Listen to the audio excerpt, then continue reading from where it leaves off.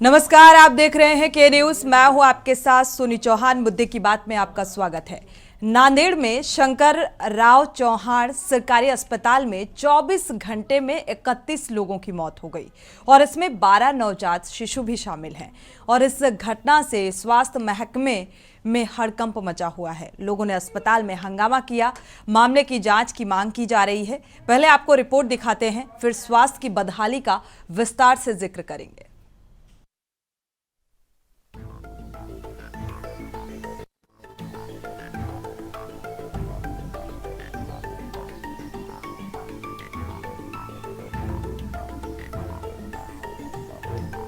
महाराष्ट्र के नांदेड़ में सरकारी अस्पताल में 24 घंटे में 24 लोगों की मौत हो गई। इसमें 12 नवजात भी शामिल हैं। मामला शंकर राव चौहान सरकारी अस्पताल का है। जानकारी के मुताबिक हाफकी प्रशिक्षण अनुसंधान एवं परीक्षण संस्थान ने दवाओं की खरीद बंद कर दी है। इस कारण राज्य भर के सरकारी अस्पतालों में दवाओं की भारी कमी हो गई है। समय पर दवाओं की आपूर्ति नहीं होने के चलते मरीजों को अपनी जान गंवानी पड़ रही है। ऐसे में ही शंकर राव चौहान सरकारी अस्पताल में पिछले 24 घंटे में 24 मरीजों की मौत हो गई। मामले में सरकारी अस्पताल के अधीक्षक SR वाकोटे का दावा है कि इन मृतकों में अतिरिक्त मरीज भी शामिल है। मरीजों को आखिरी समय पर अस्पताल में लाया गया था। उन्होंने कहा कि दवाओं की भी कमी है। इसको देखते हुए आसपास उपलब्ध दवा लिखकर मरीजों का इलाज किया जा रहा है। डॉक्टर शंकर राव शासकीय वैद्यकीय महाविद्यालय में 70 से 80 किलोमीटर के एरिया में मरीज भर्ती किए जाते हैं। रविवार को 24 घंटे में 12 बच्चों की मौत हुई। तबादले होने की वजह से थोड़ी परेशानी हुई है। हाफकिन से दवाइयों की खरीदारी होने वाली थी मगर वो नहीं हो सकी। इसके चलते परेशानी हुई है। मरीजों की संख्या बढ़ जाने के कारण बजट में भी कमी आई। दवाई न होने के चलते मौत हो ऐसा कभी नहीं होने देते। जरूरत पड़ने पर स्थानीय लेवल पर दवाइयां खरीद कर दी जाती हैं। बजट के हिसाब से गंभीर मरीजों के लिए दवाइयां यहां उपलब्ध हैं। इस घटना से नांदेड़ में सनसनी फैल गई और इस मामले की जांच की मांग की जा रही है। मामले में कांग्रेस नेता राहुल गांधी ने ट्वीट कर भाजपा सरकार पर हजारों करोड़ रुपए अपने प्रचार पर खर्च करने और बच्चों की दवाइयों के लिए पैसे नहीं होने का आरोप लगाया। वहीं पूर्व मुख्यमंत्री अशोक चौहान ने भी कहा कि ये खबर पता चलते ही मैं तुरंत अस्पताल पहुंचा। अब तक 24 लोगों की मौत हो चुकी है। 70 लोगों की हालत गंभीर बताई जाती है। इस घटना को सरकार को गंभीरता से लेना चाहिए और जाँच होनी चाहिए। उन्होंने आगे कहा कि अस्पताल में दवाइयाँ उपलब्ध नहीं है। हम सरकार से मरीजों को दवाई और सुविधा उपलब्ध कराने की मांग करते हैं। इस घटना के लिए अस्पताल प्रशासन और सरकार जिम्मेदार है। बता दें कि इससे पहले अगस्त में महाराष्ट्र के छत्रपति शिवाजी महाराज अस्पताल में 24 घंटे में 18 मरीजों की मौत का मामला सामने आया था। इस मामले में नगर निगम आयुक्त अभिजीत मांगर की माने तो ठाणे के कलवा में छत्रपति शिवाजी महाराज अस्पताल में पिछले 24 घंटे में 18 मरीजों की मौत हो गई। इनमें 10 महिलाएं और 8 पुरुष थे। इनमें से 6 ठाणे शहर से, 4 कल्याण से, 3 शाहपुर से, एक भिमडी और उल्लासनगर और गोवंडी से थे। ब्यूरो रिपोर्ट, के न्यूज इंडिया।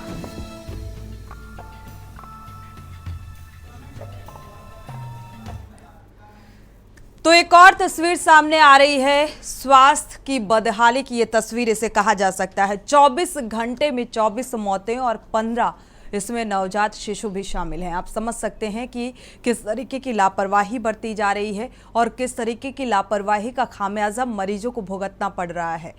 अस्पताल की लापरवाही से 15 नवजात शिशुओं की मौत। आपको बता दें, अव्यवस्थाएं ही अव्यवस्थाएं यहाँ पर नजर आ रही हैं। तो अस्पताल में दवाओं की भारी कमी के चलते भी कई बार मरीजों को समय रहते इलाज नहीं मिल पाता। कई बार दवाइयाँ उपलब्ध नहीं होती, जिसके चलते मरीज तड़प तड़प कर जान उनकी चली जाती है। नांदेड़ में सरकारी अस्पताल का ये हाल है, जहां पर मौतों का सिलसिला बदस्तूर जारी है, क्योंकि स्वास्थ्य महकमे में लगातार ये कहा जा रहा है, डिप्टी सीएम भी लगातार निरीक्षण करते हैं, जायजा कर लेते हैं और हिदायत भी देते हैं। बावजूद इसके इन सरकारी अस्पतालों की अव्यवस्थाएं जो हैं वो सुधरने की बजाय बिगड़ती हुई नजर आ रही हैं। और ये तस्वीर ये बताने के लिए काफ़ी है कि 24 घंटे में 31 लोगों की मौत हो जाना, यानी कि ये 24 से आंकड़ा बढ़ चुका है। नांदेड़ में सरकारी अस्पताल की एक बड़ी लापरवाही भरी ये तस्वीर इसे कहा जा सकता है। और अब जो नवजात शिशु मौत का जो आंकड़ा था 12 से 15 पहुंच चुका है। अब इसकी जिम्मेदारी कौन लेगा, क्योंकि लगातार सरकारी स्वास्थ्य महकमे को ठीक करने के लिए जो लाख कोशिशें की जा रही थी वो पूरी तरीके से हवाई साबित होती नजर आ रही हैं।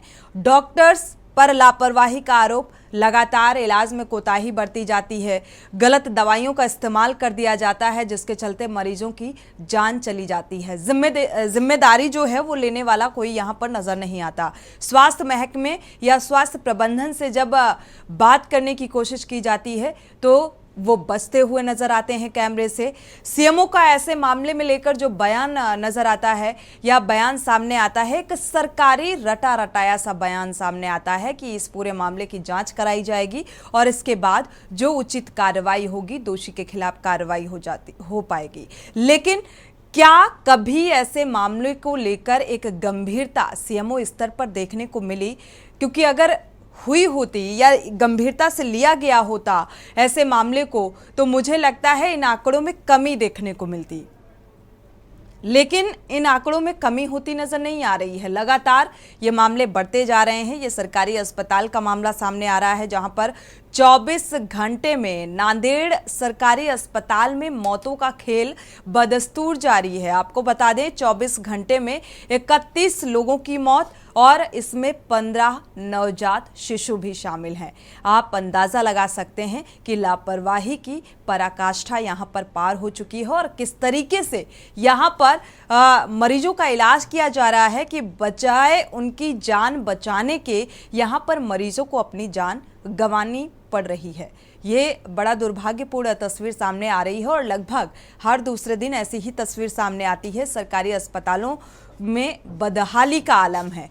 जो डॉक्टर्स हैं वो पूरी तरीके से बेपरवाह, लापरवाह नजर आते हैं और दवाइयाँ जबकि उपलब्ध होती हैं सरकारी अस्पतालों में, बावजूद इसके एक पर्चा मरीज के परिजनों को थमा दिया जाता है कि और बाहर से रिकमेंड कर दी जाती हैं दवाइयाँ, क्योंकि अच्छा खासा जो कमीशन है वो मेडिकल स्टोरों में एक बंधा हुआ होता है। और इसी के चलते जो सरकारी अस्पताल में मरीजों के लिए दवाइयाँ उपलब्ध की जाती हैं वो दवाइयाँ उन्हें नहीं दी जाती हैं और एक टाइम ऐसा आता है कि वो दवाइयाँ पूरी तरीके से कबाड़ में पड़ी हुई नजर आती हैं।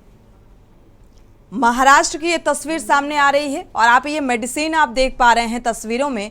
ये मेडिसिन जो है, एक तरफ कमी दिखा दी जाती है कि मेडिसिन की कमी के चलते मरीजों को दवाइयां उपलब्ध नहीं कराई जा सकती, लेकिन जो असलियत है वो ये है कि महाराष्ट्र की ये तस्वीर आपको दिखा रहे थे, जहां पर 24 घंटे में ये मौतों का आंकड़ा सामने आ रहा है, जिनमें से 15 नवजात की मौत का मामला सामने आ रहा है। और आपको बता दें, एक और मामला महाराष्ट्र से ही सामने आ रहा है।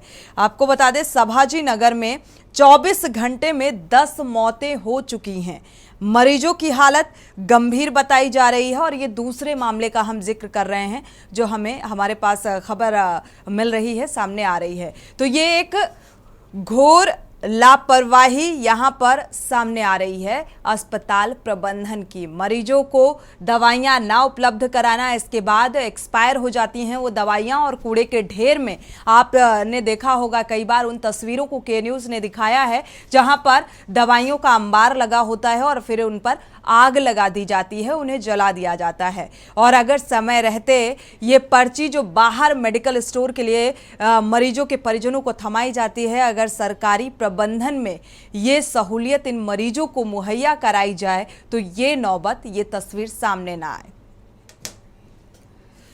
और इसी बात को लेकर आज चर्चा करेंगे, क्योंकि ये बदहाली की तस्वीर सामने आ रही है। हमारे साथ खास मेहमान जुड़े हुए हैं, जितेंद्र यादव जुड़े हुए हैं, संवाददाता महेश चौहान जुड़े हुए हैं, एनसीपी प्रवक्ता जुड़े हुए हैं, स्वागत है आपका।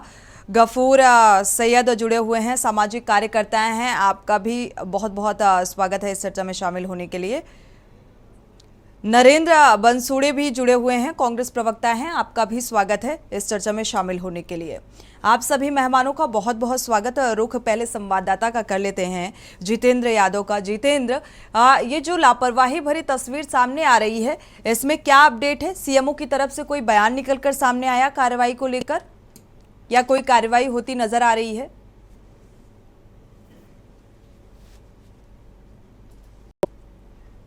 अनम्यूट करिएगा। अभी तक कोई बयान सीएमओ के तरफ से नहीं आया है, लेकिन एक टीम जो महाराष्ट्र गवर्नमेंट के जो चिकित्सा विभाग है उसकी एक टीम जांच के लिए नांदेड़ जा रही है कुछ घंटे में। वही यहाँ जिस जगह वो घटना हो चुकी है doctor Shankarrao Chauhan medical college and अस्पताल में, वही जगह जाकर जांच करने वाली है। जांच होगी, इसके बाद कार्रवाई होगी, यानी कि एक लंबा वक्त यहां पर लगने वाला है। हमारे साथ खास मेहमान जुड़े हुए हैं, प्रतिक्रिया ले लेते हैं इस मामले को लेकर। महेश जी, आपका रुख करेंगे। देखा जाए महाराष्ट्र से ये जो मामले सामने आ रहे हैं, नांदेड़ शासकीय जो ये अस्पताल है, सरकारी अस्पताल की जो बदहाली की तस्वीर सामने आ रही है, एक और मामला सामने आ रहा है संभाजी नगर से, तो इन दोनों ही मामलों को लेकर आप क्या कहेंगे? क्या स्वास्थ्य व्यवस्थाएं चुस्त दुरुस्त हैं, और हैं तो फिर ऐसी तस्वीर क्यों? देखिए, ये बहुत ही गंभीर घटना है, बेहद गंभीर घटना है।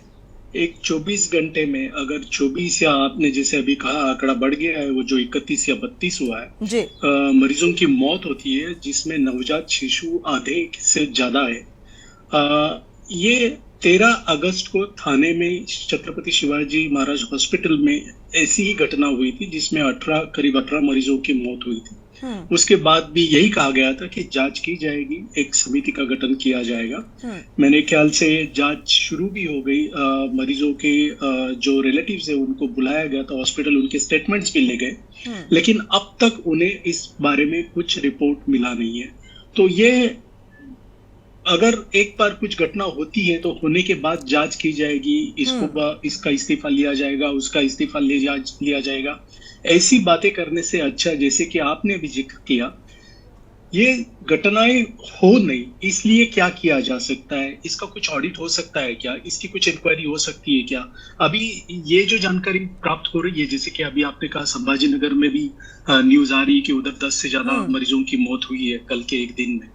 तो ये घटनाएं न हो इसलिए क्या किया जा सकता है? अभी अगर आज के जमाने में जब ये लोग क्लेम करते हैं कि ट्रिपल इंजन की सरकार है महाराष्ट्र में, ट्रिपल इंजन की सरकार होने के बावजूद भी अगर दवा और स्टाफ की कमी की वजह से मरीजों की मौत होती होगी तो ये बहुत दुर्भाग्यपूर्ण घटना है। सिर्फ सीएम आएंगे, सीएम बोलेंगे मैं जांच कमेटी बिठाऊंगा, जांच हो जाएगी, बाद में वो भूल जाएंगे, फिर ये चीजें ऐसी हो जाएगी, फिर वो होगी, फिर आप और हम डिबेट करेंगे इस पर, ये कुछ मतलब नहीं रखता। तो इसके लिए जांच होनी चाहिए। इसके अलावा ऑडिट होना चाहिए। सरकारी अस्पतालों में अगर सरकार की कमियां क्या है ये देखनी चाहिए। वो क्यों मरीजों को मेडिसिन, दवाई, स्टाफ और बाकी के जो इक्विपमेंट्स है, जैसे कि सीटी स्कैन काम नहीं कर रहे, इसे भी मैंने सुना इस अस्पताल में। तो ऐसी चीजों की तरफ ध्यान देना चाहिए और ये स्ट्रिक्टली होना चाहिए। बिल्कुल, ऑडिट होना चाहिए और इन चीज़ों का वाकई बारीकी से ध्यान रखने की ज़रूरत है अगर स्वास्थ्य व्यवस्था को बहुत अच्छा बनाना है। सिर्फ कह देने से ये स्वास्थ्य व्यवस्थाएं सुधरने वाली नहीं हैं, जो हालात फिलहाल नज़र आ रहे हैं, जिनको लेकर हम चर्चा कर रहे हैं। नरेंद्र जी भी हमारे साथ जुड़े हुए हैं, कांग्रेस प्रवक्ता हैं। आपका भी स्वागत है। प्रतिक्रिया आपकी भी बेहद मायने रखती है इस मामले को लेकर। क्या कमी देख पा रहे हैं सरकार की, जिस कमी के चलते ये बदहाली की तस्वीर सामने आ रही है? देखिए, मैं आप के न्यूज़ का मैं यहाँ पे बहुत ही तहे दिल से शुक्रिया अदा करना चाहता हूँ कि बहुत ही सेंसिटिव, एक जनता के बहुत ही जानो माल से जो तवज्जो रखता है, जो ये रखता है, उसका आपने सब्जेक्ट उठाया। ये जो घटना घटी है ये दिल दहलाने वाली ही घटना नहीं है, बल्कि हर एक के दिल में एक घबराहट पैदा कर देने वाली घटना हुई है। 12 बच्चे, छोटे बच्चे, जिनमें से 6 लड़के 6 लड़कियां थी, जिनको पैदा होके 24 आवर्स भी नहीं हुए थे। बिल्कुल, ऐसे सारे बच्चों को इन दवाइयों की पेडियाट्रिक्स मेडिसिन भी वहां पे उपलब्ध नहीं थी। पेडियाट्रिक्स मेडिसिन इतनी जरूरी होती है, वो भी यहाँ पे मौजूद नहीं थी, उपलब्ध नहीं थी, और उसकी वजह से उनको अपनी जान से हाथ गंवाना पड़ा। जिन्होंने अभी तक दुनिया देखी भी नहीं थी, उनको दुनिया का ऐसा खौफनाक चेहरा देखने को मिला कि जो उन्हें दवाइयां तक मुहैया नहीं करा सकता। 2 चीजों की वजह से ये सब बातें हुई है। इसमें से जो आप ध्यान देंगे तो इसमें एक है कि यहाँ पे जो है ये पूरी तरह से स्टाफ अवेलेबल नहीं है। यहाँ पे जो जिसको हम मैन पावर कहते हैं वो अवेलेबल नहीं है, एंड मेडिसिन का यहाँ पे बहुत बड़ा शॉर्टेज है, shortage of man power and shortage of medicine, इनकी वजह से हुआ है। डीपीडीसी की तरफ से ये जो मेडिसिन आती है, इसको जो डिस्ट्रिक्ट की प्लानिंग कमेटी है उसने 4 करोड़ रुपया मंजूर किया था। उसमें से 1 करोड़ रुपया इन्होंने नई मशीनरी के लिए, 1 करोड़ रुपया मेडिसिन की परचेसिंग के लिए, 1 करोड़ रुपया सर्जिकल इक्विपमेंट्स के लिए और 1 करोड़ रुपया ऑक्सीजन प्लांट के लिए मुहैया कराया था। कहाँ पर उसको इन्वेस्ट हो अभी गया भी- ये सब? लेकिन उसको अभी भी टेक्निकल अप्रूवल नहीं मिलने की वजह से, एडमिनिस्ट्रेशन ने लेट करने की वजह से ये सारी चीजें भी वहां पे मुहैया नहीं हो पाई। 70 लोग अभी भी वहां पे गंभीर स्थिति में है, और इन सब का जिम्मेदार डिस्ट्रिक्ट प्रशासन है, जिला प्रशासन है, वहां के गार्डियन मिनिस्टर है, चीफ मिनिस्टर है, हेल्थ मिनिस्टर है, जिनकी जिम्मेदारी बनती है ये कि सारे जिला रुग्णालय उनके कंट्रोल में आते हैं, वहां पे जो चीजें चाहिए ठीक बात। वो मुहैया होनी चाहिए थी। 3-3 साल से इन्होंने गवर्नमेंट को, जिन्होंने प्राइवेट फार्मास्यूटिकल कंपनीज हैं, उनके बिल्स तक अदा नहीं किए हैं। 2 करोड़ रुपए के बिल्स उनके अभी तक दिए नहीं गए, इसके लिए वो भी उनको दवाइयां सप्लाई नहीं कर रहे हैं। तो ये सारी चीजें जो है जिसपे एडमिनिस्ट्रेटिव कंट्रोल है, बिल्कुल, government का दवाइयां control लेना सप्लाई चाहिए था। हो भी जाती हैं, ठीक है, यहाँ पर हम इस बात को एक्सेप्ट कर लेते हैं कि कई बार यहाँ पर दवाइयां सप्लाई नहीं हुई तो समय रहते मरीजों को दवाइयां उपलब्ध नहीं हो पाएंगी। लेकिन कई बार ऐसा भी होता है कि दवाइयां उपलब्धता होती है, बावजूद इसके मरीजों को दी नहीं जाती, एक पर्चा लिख दिया जाता है कि आप बाहर से परचेज कर लीजिए। ये भी धांधलीखोरी होती है ना मैडम, ये भी करप्शन होता है। यहाँ पे जो लोग एडमिनिस्ट्रेशन में होते हैं हॉस्पिटल के, वहां से भी ये सब चीजें होती है। हमारे नेता, देश के नेता राहुल जी ने तो स्पष्ट शब्द में इस बात पे शोक व्यक्त किया है और कहा है कि भाजपा को प्रचार पे पैसा खर्च करने के लिए है, लेकिन बच्चों की, गरीबों की दवाइयों पे खर्चा करने के लिए, लोगों की, गरीबों की जान की कीमत क्या है इन बीजेपी के नजरों में, ये इस घटना से सामने बिल्कुल, आया हुआ है। सत्ता मैडम, पक्ष जनता को इनको थोड़ा सा माफ गंभीर करने होने वाली की नहीं जरूरत है कि जनता चुनावी को प्रचार माफ प्रसार करेगी से परे एक मानवीय संवेदनाएं भी हैं, और मुझे लगता है उनको थोड़ा सा गंभीरता से, संवेदनशीलता से लेना चाहिए। जिस तरीके की बदहाली की तस्वीर ये सामने आ रही है, 4 करोड़ का जो बजट पास कर दिया जाता है, अभी तक वो सुख सुविधाएं मुहैया नहीं कराई गई, और इसी का खामियाजा ये मरीज, ये आम जनता भुगत रही है। चर्चा में वापस लौटेंगे इस खास अहम मुद्दे को लेकर। मुद्दे की बात में हमारे साथ और एक मेहमान जुड़ चुके हैं, फारूक अहमद जी, स्वागत है आपका इस चर्चा में शामिल होने के लिए। बहुजन आघाड़ी दल से हैं, प्रवक्ता हैं, आपका भी बहुत बहुत स्वागत। गफूर जी का रुख कर लेते हैं। गफूर जी, सामाजिक कार्यकर्ता हैं चूंकि आप, तो सामाजिक दृष्टिकोण से आप इसके लिए किसको जिम्मेदार मानते हैं? जिला प्रशासन को, या शासन स्तर पर लापरवाही बरती जा रही है, जो निरीक्षण और जायजा लगातार लिया जाता है और इसके बावजूद भी ये बदहाली की तस्वीर सामने आती है? आप देख पा रहे हैं ये आंकड़ा 12 से 15 पहुंच चुका है, नवजात शिशु भी इसमें शामिल हैं, और नवजात जो अभी पैदा ही हुए थे, और उसके पीछे का दर्द कितना बड़ा है कि जन्म देने के वो 9 महीने भी अगर इसमें इंक्लूडेड कर दिए जाए तो ये दर्द और बढ़ जाता है, और फिर यहां पर स्वास्थ्य महकमे की लापरवाही के चलते उनकी जान चली जाती है। बिल्कुल, आपने जिस तरीके से बताया, उन परिजनों के प्रति मैं पहले संवेदना व्यक्त करता हूं अपनी तरफ से और राष्ट्र सेवा दल परिवार की तरफ से, क्योंकि जो घटना घटी है ये बेहद निंदाजनक घटना है। और आपने जिस तरीके से बताया कि नवजात शिशु की मृत्यु होना, यह महाराष्ट्र में कितना दुर्भाग्यपूर्ण है। और 1 महीने में, मतलब अभी मेरे से पहले जो महेश साहब ने बताया कि 13 अगस्त को थाना में यही घटना घटी थी, उसके बाद आपने अभी न्यूज में बताते वक्त यह भी बताया कि छत्रपति संभाजीनगर में भी कुछ आंकड़े सामने आ रहे हैं। बिल्कुल, लेकिन ये जो आंकड़े सामने आ रहे हैं, 10 लोगों की मौतें हुई हैं जी। हाँ जी, बिल्कुल, यह मतलब इतना गहरा यह सदमा है उन लोगों के लिए, उन परिजनों के लिए, और ये पूरे महाराष्ट्र के लिए भी एक बहुत गहरा सदमा है। और इस सदमे से उभरने की उन परिजनों को, उन सबको ताकत मिले, यही हम प्रार्थना कर सकते हैं। और इसके लिए खास जिम्मेदार आपने बताया कि किसको ठहरा सकते हैं। हम महाराष्ट्र में बीजेपी की इतनी अच्छी सरकार है, इतना मैंडेट है उन्होंने इतने अलग अलग तरीकों से अपनी तरफ आंकड़े बढ़ाए हुए हैं।